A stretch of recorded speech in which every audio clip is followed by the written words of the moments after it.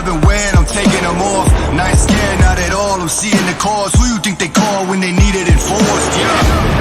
Doing more than talk, true to it, can't rip the team apart. Back, gon' set it off, dance with the devil, we gon' heat it up. Back from beyond, you gon' find out what it mean to be the God. Coming back from beyond, find out what it mean to be the God. Coming back from beyond, now begin what's on. Against all odds, I'ma get that, bring that on, go and tell me where they at. Against all odds, I'ma do this, standing in the way, I think you better move. Against all odds, I'ma do this, you in the way, I think you better move. Against all odds, I'ma do this, you in the way, I think you better move. Against all odds. Hi everybody, welcome to Defying the Odds, and I'm your host Higgy. First, I would like to give a shout out to Joneson for allowing me to use his music for my promo video. I just dig the song. I dig him as an artist, so I encourage you to go check out Joneson on all social media platforms. He's going to be touring with Overtime this spring and hitting the nation. So if you would, go check out my buddy Joneson, Jonezen. He's an amazing artist. He's in recovery. I think he's 11 years sober as well. So first off, thank you for being here. Thank you for supporting me on this journey. Defying the Odds is my attempt to create a ripple effect of positivity, hope, and inspiration in the recovery community. And it showcases inspirational testimonies of people that have overcome seemingly insurmountable odds in life and that have found a purpose and destiny in this world, and have decided to step out of the shadows and share their stories in hopes that it's going to encourage someone else. Defying the Odds is powered by my nonprofit, No More Heroin 501c3. Any and all proceeds from my video streaming goes directly into my nonprofit so that I can offer sober living scholarships, help individuals with hygiene, clothes, shoes, stuff for work, locally. And I'm developing partnerships with other organizations in my area and in other states. I'd like to give a shout out to my sponsor, Grace Recovery and Wellness here in Anderson, Indiana. They are my employer, and they have afforded me a great space for doing this live feed. And I'm going to try to grow this into a podcasting platform. We are streaming live to Higgy 2.0, Robin Higginbotham, my personal page, and Defying the Odds with Higgy on YouTube. So if you would, please subscribe to that. There'll be more content coming up. It's good to see everybody in the comments. I have an amazing guest tonight, Mike Ferrer of Sober Press. He's coming up on 5 years sober. He does a lot of work in our recovery community. He's a very, very talented, gifted, empathetic, kind individual, and I'm honored to know him and work with him. So I'm going to bring Mike in. Hi, Mike. How are you? Hey, Higgy. How you doing, man? I'm doing fantastic. You're too kind. Thank you so much. Man, you know what? What I noticed right away in talking with you and interacting with you is you're a very kind and empathetic person and very supporting, and you just don't find people that you can link up with and jive with, in that manner. So I truly appreciate our interactions and your friendship, and and you offer me support and guidance in some areas of my life, and that's crucial. For me especially. So thank you for that. Thank you for the amazing artwork you've created for me and helping me with my brand. And scrolling at the bottom, Michael Ferrer of soberpress.org and his professional page for graphic designs. Right there, Michael Ferrer, design.com. If you guys want to check those out, please do. If you have any graphic art needs, please reach out to Mike. You can hit him up in the comments. You can hit him up on Messenger. He's very, very personable and kind. So thank you for all of that. Thank you, Higgy. And you're coming up on 5 years sober too, bro. That's right. April 9. Coming up on 5 years. Yeah, I can't wait. It's going to be a huge milestone for me. I've done this before. Almost reached a year. But then, fell out and had to go back into rehab and the whole nine. But you know, it's one of those things. I feel like a lot of us are, you know, up against trials, and it's really a process of learning. You know, we all have the ability to, I think, if we have an open mind, to learn from our falls. You know. Absolutely. I'm with Good. you on that. So we had a lot of conversation prior to starting, um, you know, what direction to go with this. And I was talking about my seasonal depression, right? This weather, you know, coming from Florida, living in Florida for almost 12 years, coming up to the Midwest where it's doom and gloom, gray skies. It's really affecting me, and I feel fatigued and stressed out. And I had the thought today that I if I could just smoke a joint and just Mhm. disconnect, you know, have you, knowing what you have shared with me in the past, how has smoking weed affected you, and how how do you think that, you know, it would benefit or take away from my recovery? I'll leave it up to you. Yeah, you know, it's a good question. And, you know, honestly, I was a huge stoner as well as an alcoholic. Just so you guys know a little bit of background about myself. And my first go around recovery, I thought, well, hey, maybe I could be California sober. And California sober means dropping the drink and, you know, trying to continue on and smoking weed, you know, as a way to relax. But, you know, I think for me, it didn't work because the two kind of went hand in hand. And it also prevented me from really sort of, um, you know, taking the time and the effort to do the inner work necessary in order to carry on sober.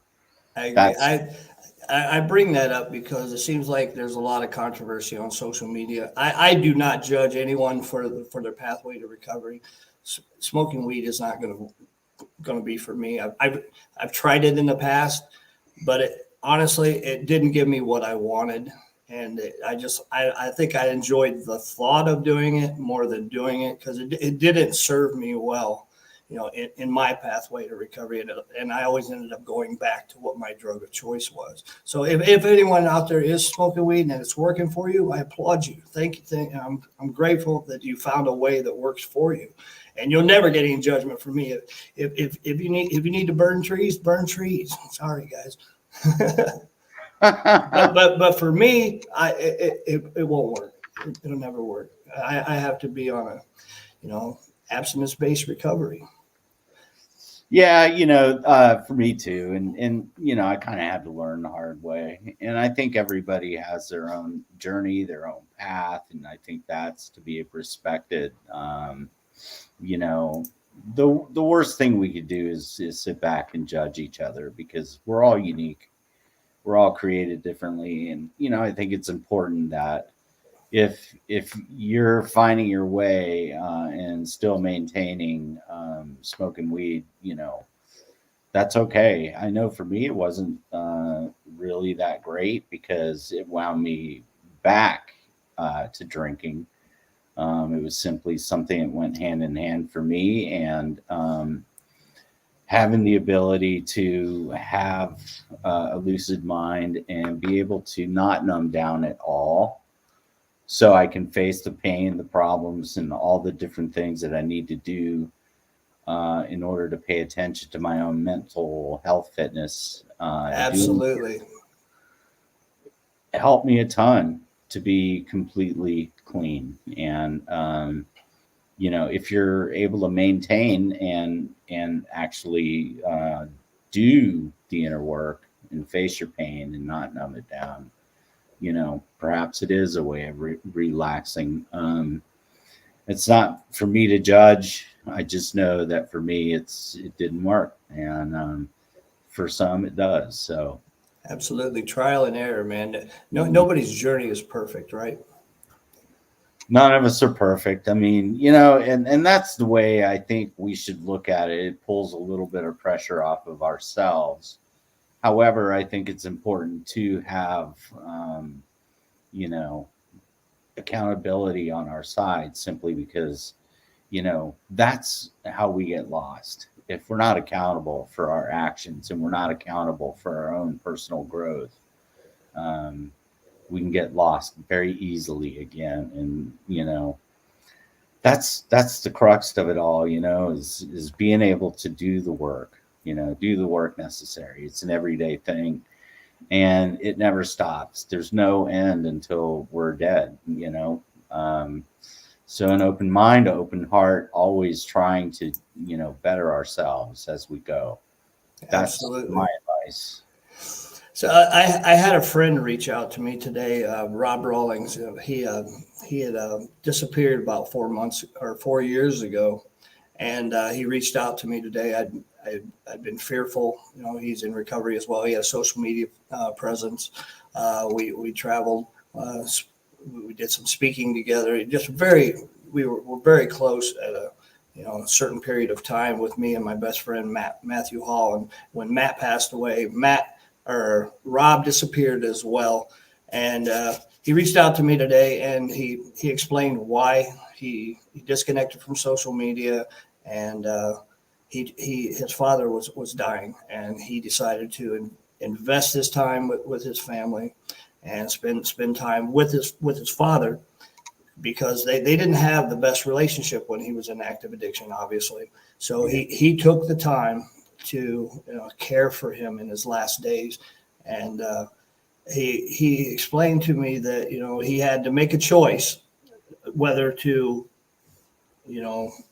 disengage and be present for his loved ones, or continue doing social media and socializing and this and that. And he said at the end of his father's days that no one was there for him but him and his mother. And I think it's important for us to be able to differentiate and unplug where it's necessary. And we were talking prior to our, starting this, that you changed careers, and you started your recovery journey almost at the same time. Can you tell us about that? Yeah. So, just to back up a little bit, when I got sober on April 9, 2019, I was still working a high pressure job in advertising for the largest advertising agency in the Southwest. And, I worked on big accounts worth millions. And, that kind of accountability and that kind of pressure was really a direct path back to where I was going. And when I was in rehab, after meeting with counselors, meeting with my own counselor, meeting with a social worker, they heard me, and they heard me loud and clear. And they urged me that that's a direct path back into a relapse if I don't really either make an adjustment at work or quit altogether. Their advice was just to quit, Just quit your job and change career path? Quit my job, quit that job in particular.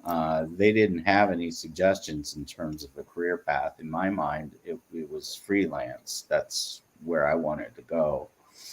And it was good for me because, I have an independent spirit, and it allowed me to, the space to take on new work as a freelance designer and art director. But, when I finally made this decision, just because it was something that was really, they shined the light on that, and it was very bright. It was a no-brainer. However, my sponsor was the kind of person who's, do not make huge life changes right off the bat, not after you actually, just become sober. So it was a bit of a conundrum, and able to, consider like that part of it, but also consider like, you know, I can't like put myself in a position for another relapse. So I did quit my job. I did get the support of my sponsor, as well as, you know, others, you know, around me, friends and family and that kind of thing. Unfortunately, what happened was COVID. And that was one of the COVID. things that, yes, everything came to a grinding halt. Luckily, I was in a financial position that, you know, it was okay for me actually not to work for a period of time. And that enabled me, you know, time to actually put a lot of deep thought into what my direction and what my path is going to be. And that's, in a way, that's really what started Sober Press for me, was how can I actually, you know, pay this forward as a way of service to the community. And I found this amazing community on Instagram. Yes, yes, indeed. And I started just posting, you know, putting forth like things that were enlightening and entertaining, quotes that were inspirational. You know, eventually like beginning to recognize that mental health is something that we really need to pay attention to. So, you know, I really began calling the internet and actually doing a lot of that. But in the background, building a website to contain stories and put forth out there, just to allow people, and this is part of my mission, to allow them to know that they're not alone and that recovery Absolutely. is. So that really became my mission. And, you know, since then, I've been able to put forth stories consistently and rather frequently. And it's one of those things that I get a lot of feedback on, but also the posts that I put out there. And, you know, honestly, if I get like one person to get influenced in one way or another, just to move their needle on the side of sobriety, Absolutely. that's the ultimate goal. Now, that's rather lofty, and, you know, I don't claim that that has happened, nor that I've actually heard of it happening. You're But creating a ripple effect, though. it is, and it's like what you said, that pebble in the pond will affect the entire pond. Yeah. And So I think, how do people contribute or find Sober Press? so first and foremost, I'm on Instagram at Sober Press, all one word. And, you know, you'll find my posts daily, something enlightening, entertaining, inspiring. You know, I try my best to be consistent. Sometimes something funny, you know, I'm not the best at funny. But you know, people can contribute through the website. There's on soberpress.org, there's a share tab. And if you scroll down, when you click on the share tab, there's a share button. That's And fantastic. There's a questionnaire that you can fill out. The actual questionnaire is static, so you'll have to write on a word processing next to it, a word processing program next to it. And yeah, I've had stories from all over the world. That's amazing. New Zealand, South Africa, India, you know, fellow Canadians up there, people from around the country, and all walks of life, you know, all ages. You So know, some of your people are on here making comments. yes, Kaja, I see. did I see pronounce that right? Kaja, Kaja, Hi, Kaja, Kaja. and She's then on here. Lori David and David David. M. DeVita. Yes, Lori Anderson's in the house. Hi, Lori. Lori's great. She and I I've had the great opportunity to meet all of these guys in person in a little trip to Connecticut last August. And you know, I need Lori, to come to involved. Connecticut sometime. Yeah, Lori's super involved with the community up there, and there was a comedy show, there was a barbecue the day after, and you know what? Hi, It's Haley. amazing that you get to meet these people in person, and they're exactly, if not even better You know, in I person. heard about you from our mutual Oh, friends, Kim, Kim Bellis and right? Lori prior to us talking, and they just adore you, bro. Oh, I, I love them so much. They're such good people. It's one of those things that, once we've made that bond and shared it, they're friends for life for sure. Absolutely, Yeah, Dave Wheeler, one of my best friends in the whole world. I love you, bro. right on. So yeah, that's how it all got started, and it was during COVID, during these times that I was idle. I Hi, was Simon. simply, passing the time and trying to keep sober, which I did. And Hey, Cindy. it was my way of putting it, paying it forward, and I found this amazing community online. And we have a What's presence up, on dog? Facebook. I've had the opportunity to be an ambassador for Kim, Sober is the New Cool, and then David, Lori, and Kaija and I are really involved with the Sober Hope group, which is a Let's group. tell us about the Sober Hope Hub and the Yeah, group. so Sober Hope is a group that is available nationwide. We are beginning to have localized presence in different states and cities around the country. And the whole idea is they're interconnected nationwide as a hub for support. Eventually, we want to do podcasts, we'll want to do lives.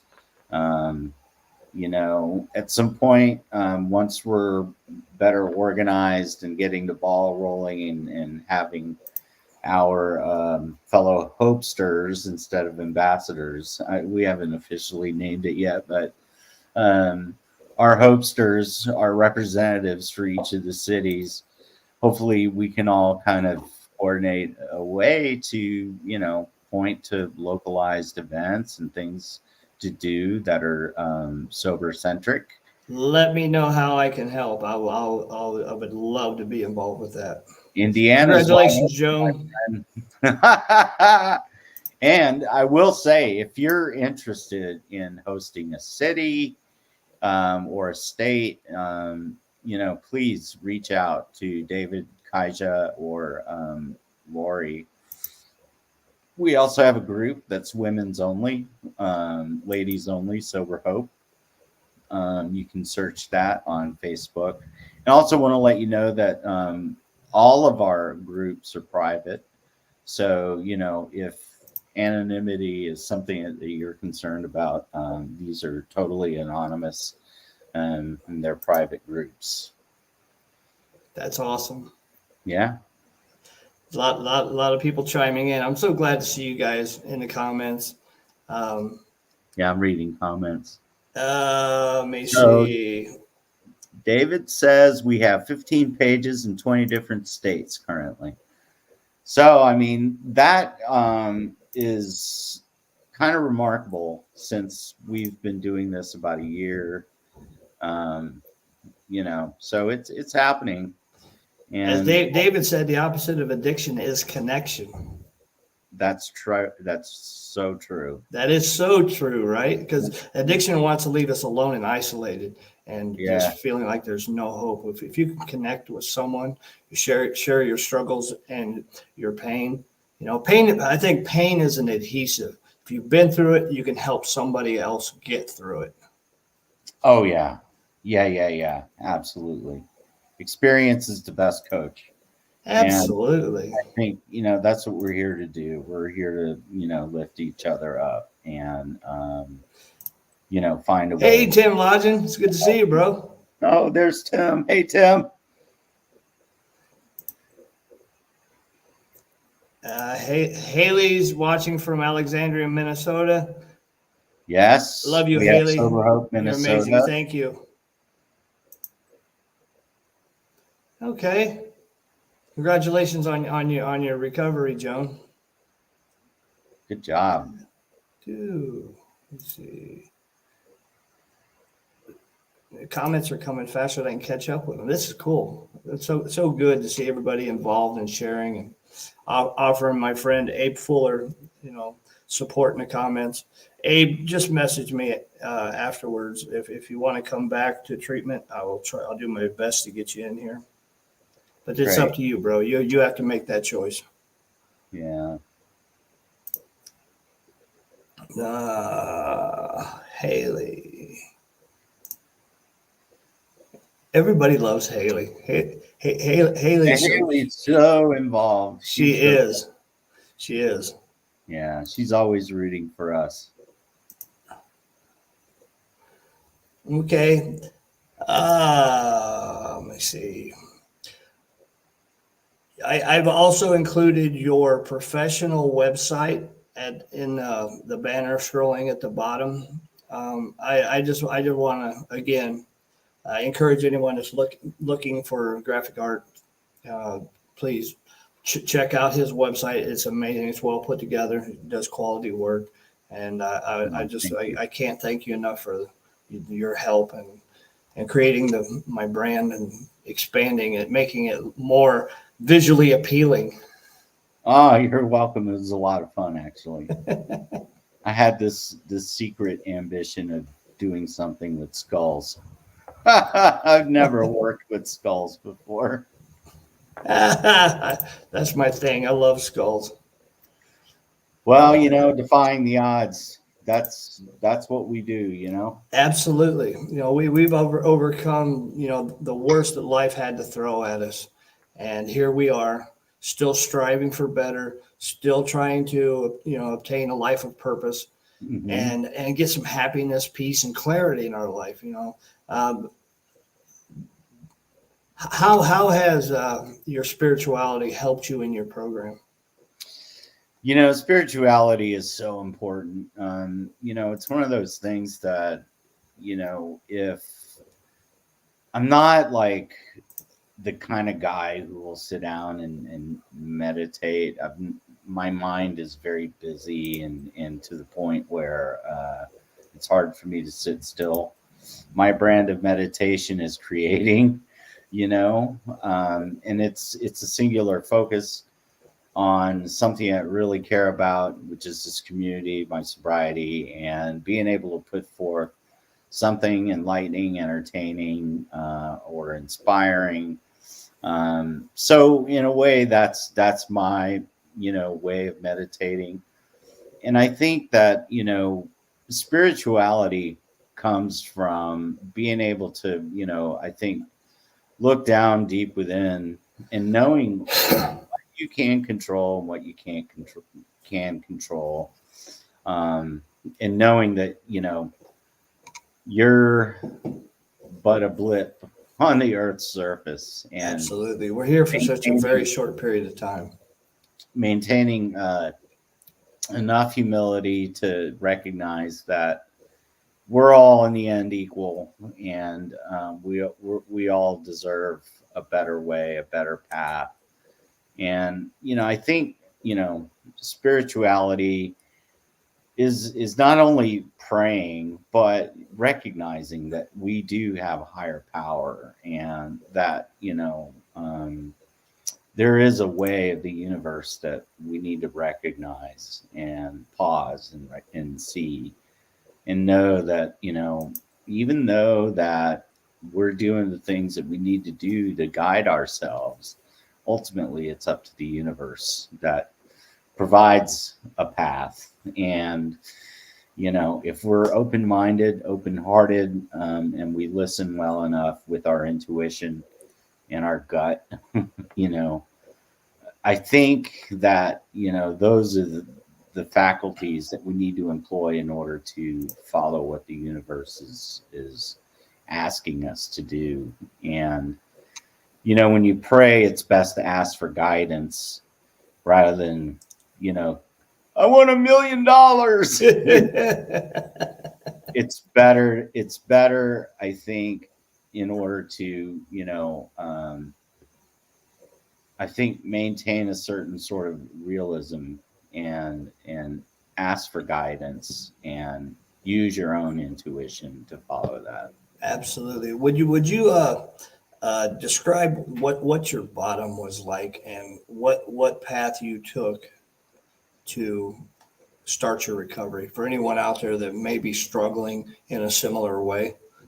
Yeah, well, I mean, I've heard of a lot of bottoms, and the first thing I want to say is never compare your bottom to anyone else's, because that is not by any means any kind of way of measuring. Everybody experiences their bottom as something different, and that's to be respected. That is to be, you know, looked at as something that's very personal. And I think when you define a bottom, it's literally like coming down to your knees and asking for mercy. It's coming down to your knees and saying, you know what, I am completely out of control and I need help. It's being able to pose that question, but also accepting the help and Absolutely. wanting it deep in your heart to change. And I feel like, you know, whatever any bottom may look like, and I don't want to like begin to define it by talking about what my bottom was like, but I'll just say that, you know, it has been a near death experience where I had to be hospitalized. You know, I had to be, you know, in intensive care. It comes down to just serving yourself helpless and recognizing that you need help and accepting it. And I think that, you know, that's really sort of the pivotal moment and the opportunity, and I call it an opportunity to actually lift yourself back up after accepting the help and saying that you're powerless and able to take that and move forward as a launching point to a better life. And It's about the surrender of it, right? it really And to is. give up fighting. You know, only an alcoholic or an addict will fight to against giving up a Oh. life of hopelessness and defeat. Oh, and I fought hard against it. You know, I did too. there were times that I would go to the hospital and then I would take an Uber, and on the way home from the hospital, stop at the liquor store. You know, it's Hi, that Alexis. kind of madness. What did you struggle with the most? What was the hardest thing for you to overcome in your early recovery? I think dealing with the pain, the anxiety, and the depression. You know, early in recovery, I found a community which actually allowed me to, you know, accept some of these ways as something is a universal thing that everybody goes through in one way or another. So that in community allows you to realize that you're not alone and that, you know, there is a way out by using, you know, like a story or a narrative, and you follow somebody's, you know, path, and see that it's possible. And that was really the ultimate inspiring sort of reason why soberpress.org came to fruition, you know.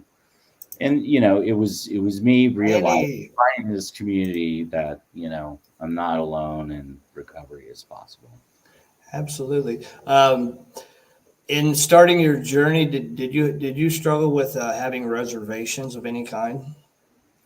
Yeah, you know, absolutely. There were times when, you know, whenever I did go through a hardship, be it a breakup or, something else, something that didn't go my way, or, it could be a myriad of things that, I can talk about, but ultimately it was like a knee-jerk reaction to go back to the drink. And, fortunately for me, I was surrounded by all kind of support.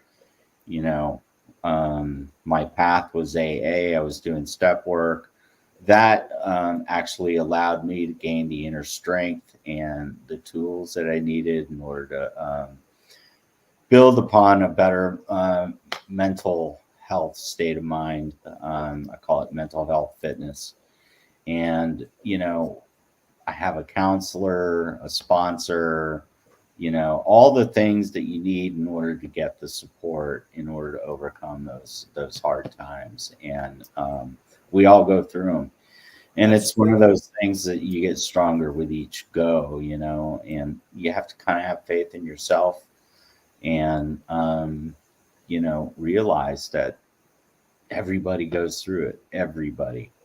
And I don't care if you have 2 months, 2 years, or 20 years, everybody goes through it.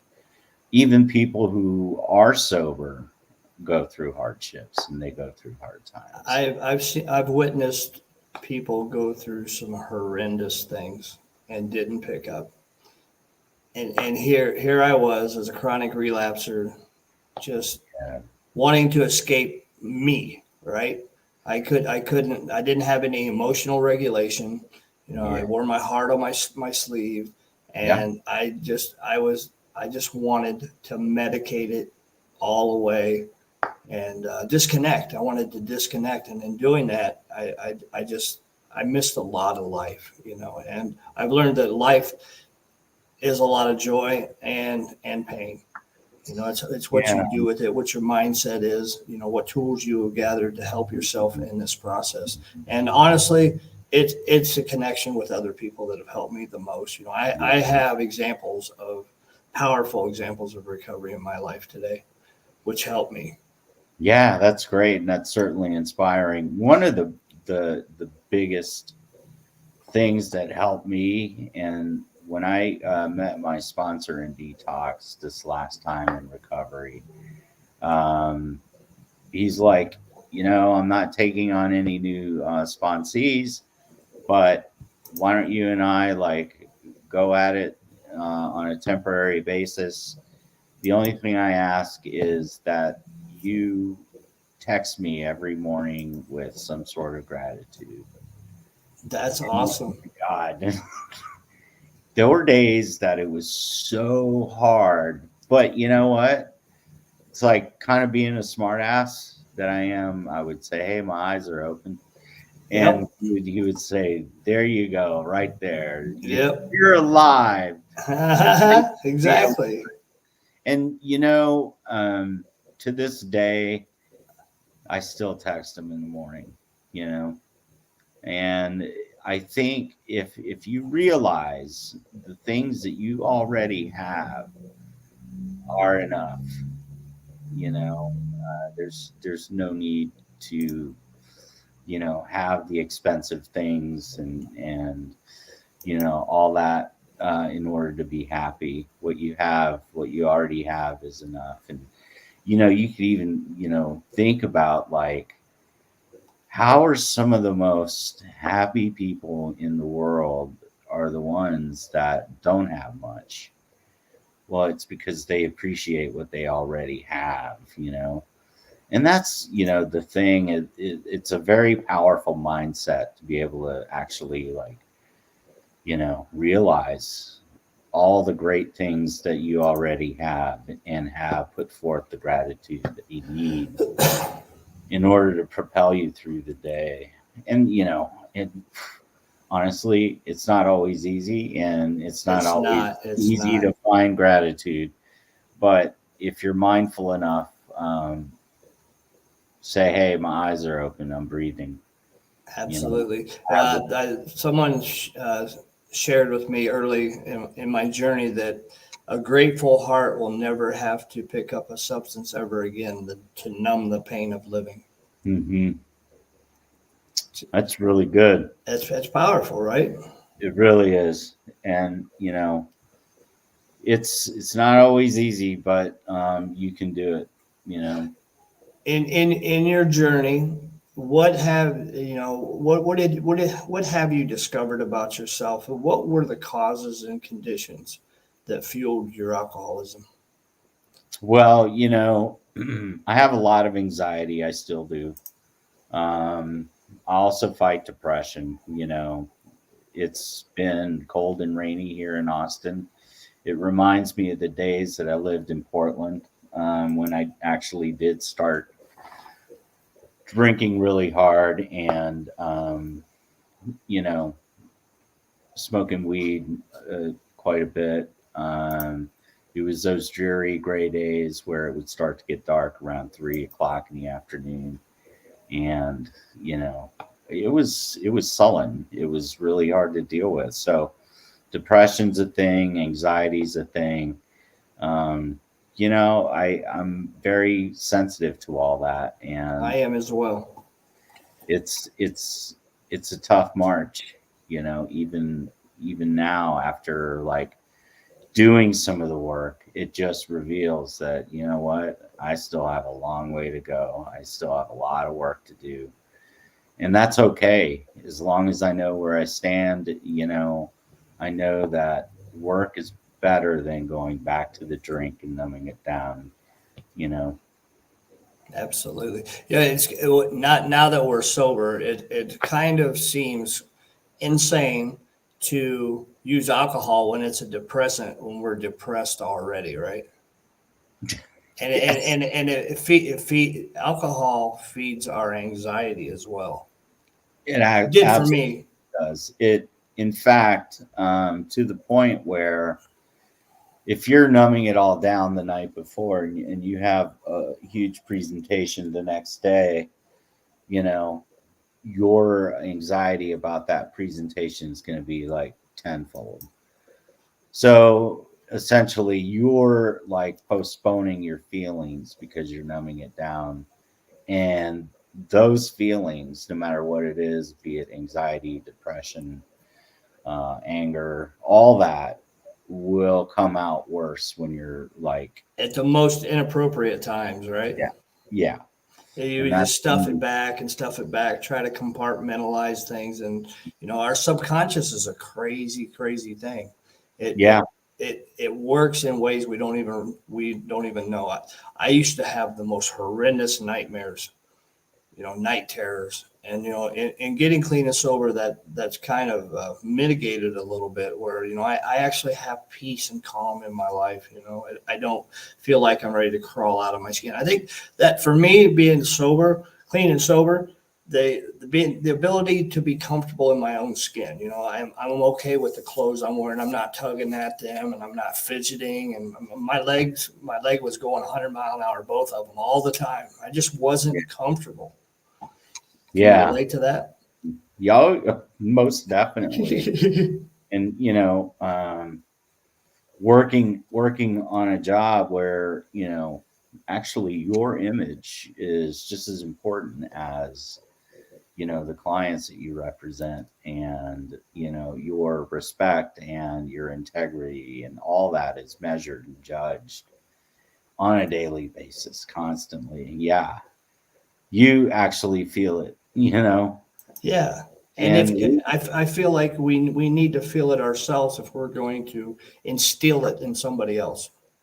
yeah, I think it's more important to actually push through without numbing it down. It makes you stronger. It's, in a way, it's like, if you're a guitar player at all, you know that when you first start playing, you want to put it down because it hurts your fingers.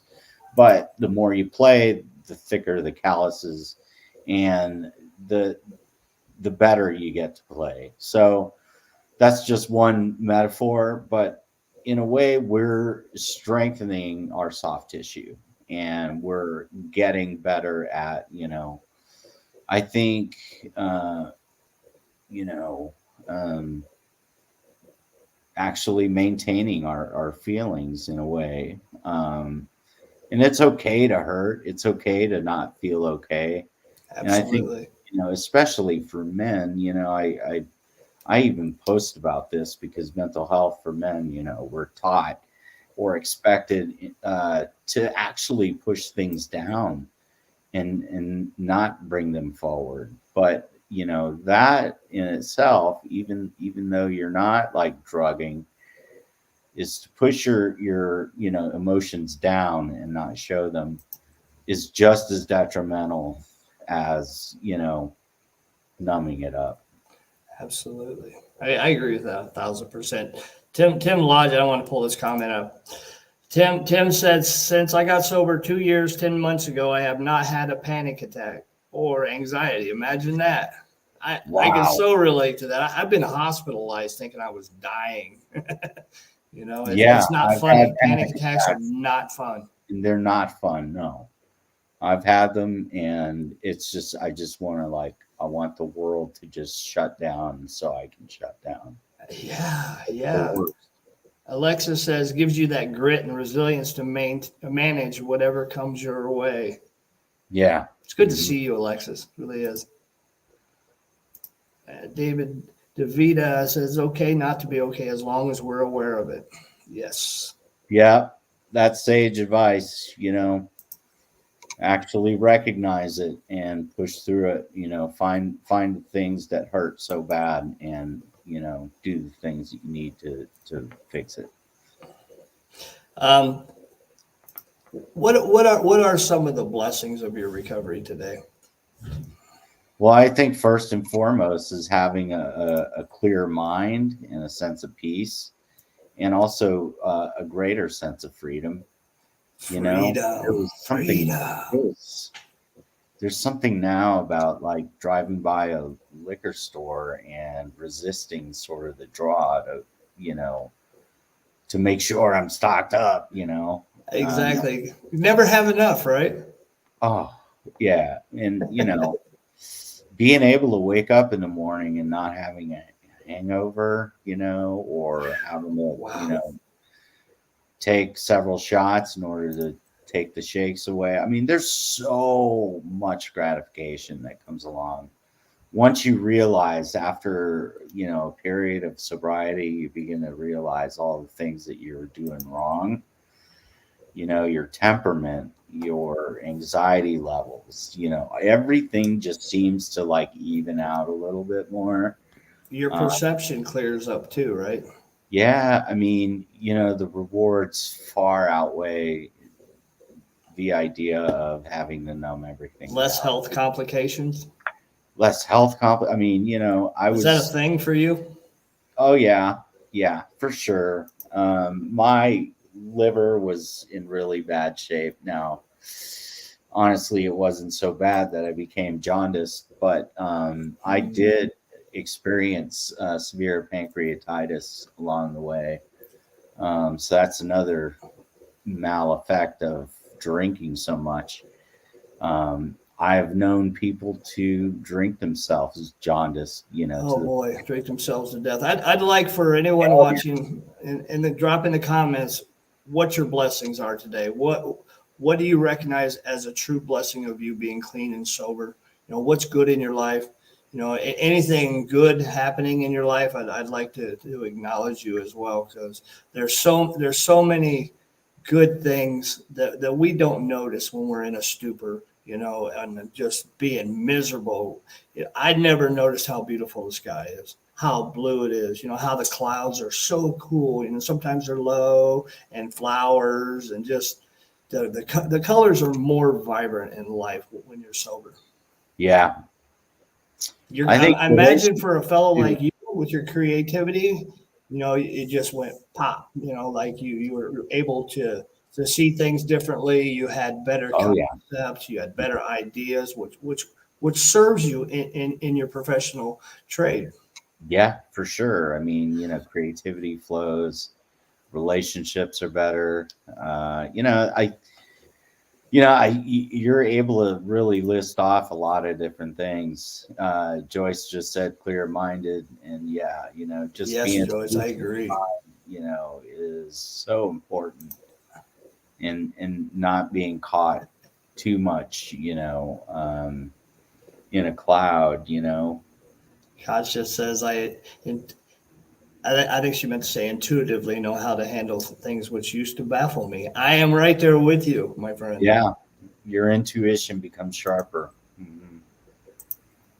My recovery, the ability to see a beautiful sunrise, a sunset, sunrise, the sky on a sunny day, my sponsor, my entire recovery family, far and wide, and you, Higgy, and Mike. Thank you, Haley. You're so sweet. Haley, she's always a cheerleader. Thank you. Dave works outside. He's a heavy equipment operator, and I get to go to work. I get to experience winter. I always got to remember, I get to. That's awesome. That's a great frame of mind. Yeah.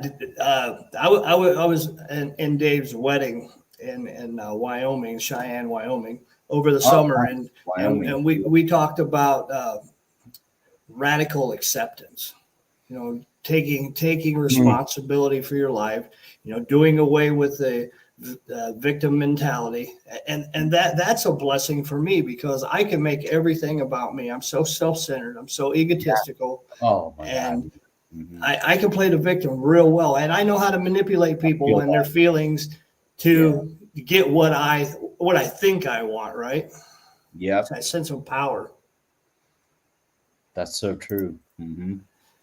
To be able to work in a treatment center, Tim Lodgen says, to be able to work in a treatment center and share my story, to let others know recovery is possible. What we go through happens for us, not to us. Amen, bro. I'm right there with you. I need to say that Tim has shared a story with me.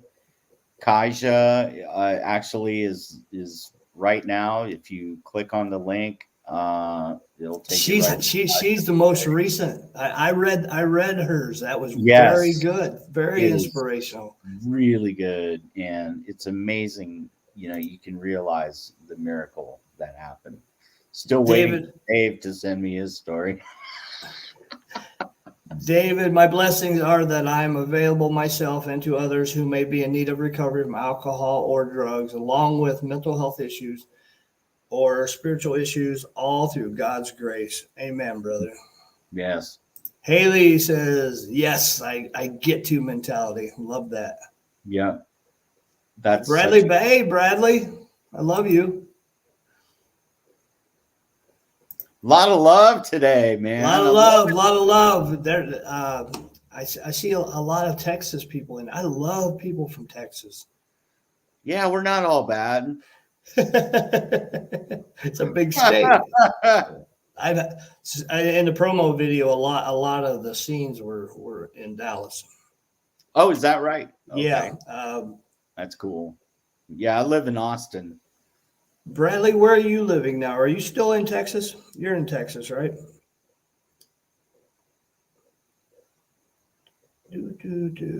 Ivy says, my support system and my almost 1-month-old baby girl. Congratulations. That's so such cool. A blessing. Such a blessing for you. That's the ultimate, right? Yeah. Yeah. Being present for your children, you know, procreating, you know. Yeah. Having healthy children, having healthy relationships. These are all byproducts of getting clean and sober. Yes.